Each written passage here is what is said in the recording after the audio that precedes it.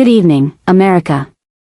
For too long, I've watched in silence, as our nation struggled between chaos and hope, between division and destiny. But today, I can no longer remain quiet. This is not a moment for politics. This is a moment for purpose. A moment to remember who we are, and who we were always meant to be. America's story was never written by the powerful alone. It was written by the dreamers, the believers, the families who worked through the night, the mothers who refused to give up, and the men and women who built their lives not on privilege, but on perseverance. I'm speaking to every heart that still believes this country can rise again, not through anger, but through unity, not through fear, but through faith. Because the truth is, we are standing at a turning point in history. The choices we make right now, in our homes, in our communities, in our government, will define the next century of American life. Will we continue to drift apart, or will we come together and rebuild what truly makes us great? I've seen the struggle in the eyes of parents trying to provide. I've felt the exhaustion of those who've worked hard, only to feel unseen. And I've also seen the courage, the unshakable American spirit, that refuses to break. That is why I'm here. Not to lecture, but to listen. Not to divide, but to heal. Not to speak as a politician, but as a daughter, a mother, and a woman who still believes in the promise of this country. Because America is not broken, it's waiting to be reborn.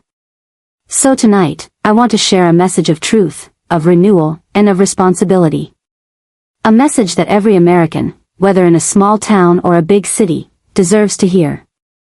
This is not about left or right. This is about right and wrong. And as we move forward together, remember this. The future is not something we wait for, it's something we build, with courage, compassion, and conviction. Stay with me until the end of this message. Because before this speech is over, I promise you, you will not only see the path forward for America. You'll feel it. Deep in your heart. Because the light of America has not gone out, it's only waiting for all of us to shine together once again. When we talk about America's future, we cannot begin without talking about America's strength, not just the strength of our economy, but the strength of our values. Because true power does not come from numbers or charts, it comes from the people who wake up every morning determined to make their lives mean something. It comes from those who still believe that integrity matters, that honesty matters, and that hard work is not old-fashioned, it is the foundation of everything we are. For too long, the conversation around our nation's future has been dominated by fear, fear of change, fear of competition, fear of decline. But I believe the American story has never been about fear. It has always been about faith, faith in ourselves, faith in each other, and faith in the idea that no matter how dark the moment, this country will rise again. We need to reclaim what made this nation a light for the world, a country that rewarded effort, respected decency, and honored those who built, not just those who benefited. Every generation before us had to rebuild America in some way. The difference now is that we are rebuilding in a world that is faster, more divided, and more uncertain than ever before. Yet I believe that challenge is exactly what will reveal our character. Our economy is not just a machine, it's a mirror of our morals. When businesses thrive at the expense of workers, when success comes without responsibility, and when leadership forgets compassion, something vital in the American spirit begins to fade. That is why restoring moral and economic strength must go hand in hand. You cannot rebuild prosperity without rebuilding trust. You cannot create opportunity without accountability. We must bring back the dignity of work, not just the paycheck, but the pride. The sense that no job is small when it's done with integrity. The factory worker, the teacher, the nurse, the farmer, the entrepreneur, these are not separate parts of America, they are the heartbeat of America. When we invest in them, when we listen to them, when we honor them, we don't just strengthen our economy, we restore our soul. We also need to remember that innovation and tradition are not enemies. The future does not mean abandoning our roots. It means building on them. It means using technology not to replace people, but to empower them. It means ensuring that progress does not only benefit the few who can afford it, but lifts up the many who make it possible. The American dream was never meant to be a luxury for the privileged, it was meant to be a promise for everyone. Yet in too many towns and too many homes, that dream feels out of reach. Parents are working harder than ever, but saving less. Young people are more connected to the world, but feel more disconnected from opportunity. The system is not broken beyond repair, but it does need courage to fix it. And that courage begins with truth. We must be honest about the state of our nation, about what is what. When I think about the foundation of this nation, I don't think about the buildings or the borders, I think about the families. The mothers and fathers who give everything they have to raise the next generation. The women who balance strength and grace every single day. The daughters who dream fearlessly. The families who hold each other together when the world around them feels like it's falling apart. That is where America's true strength lives, in the home, in the heart, in the hands of those who love without giving up. For too long, we've underestimated the power of family in shaping the destiny of this country. We talk about the economy, about politics, about progress, but we forget that behind every policy and paycheck, there's a family trying to survive, to grow, to hope. The truth is, no nation can be strong if its families are weak. No nation can be free if its mothers are forgotten. And no nation can lead if its women are not heard. The women of this country have carried more than their share of the burden, not with complaint, but with courage. They've worked late hours and early mornings. They've held the hands of sick children and aging parents. They've built careers, led companies, served communities, and protected this nation in uniform. Yet, too often, their efforts go unseen. Their voices go unheard. And their struggles go unnoticed. That has to change, not with words, but with action. Empowering women isn't just about fairness, it's about foresight. When women succeed, communities thrive. When mothers are supported, children grow stronger. When daughters are educated, nations prosper. We have to create an America where every woman, whether she's an entrepreneur, a caregiver, a student, or a leader, has the opportunity to reach her full potential without choosing between her dreams and her duties. Family is not a weakness, it's our greatest source of resilience. And yet, too many families today are being stretched beyond their limits. The cost of living has gone up, but the value of time has gone down. Parents are working harder than ever, but they're missing moments that can never be replaced. We have to rebuild a culture that values family time as much as productivity, that honors parenting as much as profit. Supporting families doesn't mean creating dependency, it means giving people the tools to thrive with dignity.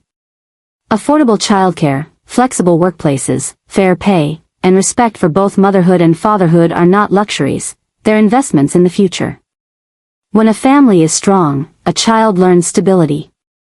When a child grows with love and security, that child grows into a citizen who contributes, who cares, who believes. That is how nations grow, not from the top down, but from the heart out. And let's talk about our young people, the sons and daughters who are looking for meaning in a world that often feels disconnected. They don't just want jobs, they want purpose. They don't just want success, There is something extraordinary happening in our world right now, a transformation unlike any we've seen before. Technology is advancing faster than ever. Information travels in seconds. Innovation has become the heartbeat of progress. But with that comes a question every generation must answer. Will we let change define us, or will we define it? The future is not waiting for us to catch up, it's inviting us to lead. And leadership today means something different than it did a generation ago. It's not just about titles or power, it's about purpose. It's about using innovation not to dominate, but to serve. It's about choosing vision over comfort and responsibility over recognition. Across this country, there are young minds dreaming bigger than ever before. They are building startups in garages, designing solutions to global problems from their laptops, and pushing boundaries that once seemed unreachable. But innovation alone is not enough. Progress without principles can lead us astray. Technology without morality can divide more than it unites. That's why our next chapter as a nation depends not just on what we create, but on who we become while creating it. We must raise a generation of leaders who are not just intelligent, but wise. Who understand that leadership is not the pursuit of fame, it's the courage to take responsibility when it's easier to stay silent. Who know that real innovation is not about convenience, but about compassion.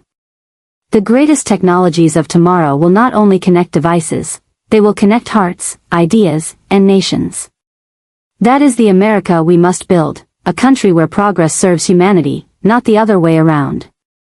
It's time we rekindle our sense of patriotic innovation, the belief that America leads not by controlling others, but by inspiring them. We built this nation through invention, through imagination, through a relentless belief that impossible was just a word for those who gave up too soon. We are the country of Edison and the Wright brothers, of innovators who turned dreams into reality because they refused to accept limits. That same spirit is still alive today, in every young coder, engineer, artist, and entrepreneur who looks at the world and says, I can make it better. But they cannot do it alone. They need mentors who believe in them, systems that support them, and leaders who protect their right to think differently. The next era of America will be written not in boardrooms, but in classrooms, coffee shops, and small towns, by people who dare to challenge what's broken and build something stronger in its place. Our role as a nation is to make sure their courage is met with opportunity. We must encourage innovation rooted in integrity. Because without values, progress loses its direction. We cannot build a future based on shortcuts or selfishness. We need a culture where creativity meets conscience, where technology uplifts humanity instead of replacing it. Artificial anti. There comes a time in every nation's story when it must stop looking outward for answers and start looking inward for healing. And I believe that time has come for America. We've achieved so much, built cities that touch the clouds, sent explorers beyond the stars, and created technologies that changed the world. Yet, somewhere along the way, we lost something sacred, our connection to one another. We've forgotten how to listen without judgment, how to disagree without hate, how to love our country without turning on our neighbor. The future of this nation will not be written by those who shout the loudest, but by those who are brave enough to care the most. We cannot talk about America's future without talking about unity. Not the shallow kind that pretends everything is fine, but the kind that is forged in truth, the kind that acknowledges our pain, our mistakes, and our shared humanity. Because unity does not mean sameness. It means standing together despite our differences, recognizing that what binds us is far greater than what divides us. It means remembering that this land was built not by one group or one voice, but by millions who believed that together, they could create something eternal. There's so much noise in our world today, so much anger, blame, and division. But anger never built anything. It only burns. What builds is empathy. What strengthens is forgiveness. What heals is understanding. I believe that we must return to those simple, timeless virtues if we want to rebuild our nation's soul. We need to remember that strength is not in the clenched fist, it's in the open hand. It's in the ability to see the humanity in someone who disagrees with us. That is not weakness. That is courage. Faith has always been a quiet compass for this country. It doesn't belong to one religion or one group, it belongs to anyone who believes in goodness, in mercy, in something greater than themselves. It's what reminds us that hope is not naive, it's necessary. That love is not fragile, it's powerful. And that forgiveness is not surrender, it's strength. If we are to heal, we must bring faith back into our national conversation, not as a weapon, but as a light. A light that guides us through the darkness of division and shows us that we are still one people, still one nation, still capable of greatness when we choose grace over greed. I've met people across this country, in small towns and big cities, who are tired of the fighting, tired of feeling unseen, tired of being told they don't matter. And yet, even in their weariness, they still believe. They still hold on to hope. They still wake up every morning determined to make this country better for their children. That's the America I believe in, the one that refuses to give up, no matter how heavy the burden becomes. Healing this nation will take humility. It will take the courage to admit when we've been wrong and the strength to forgive even when it's hard. It will require us to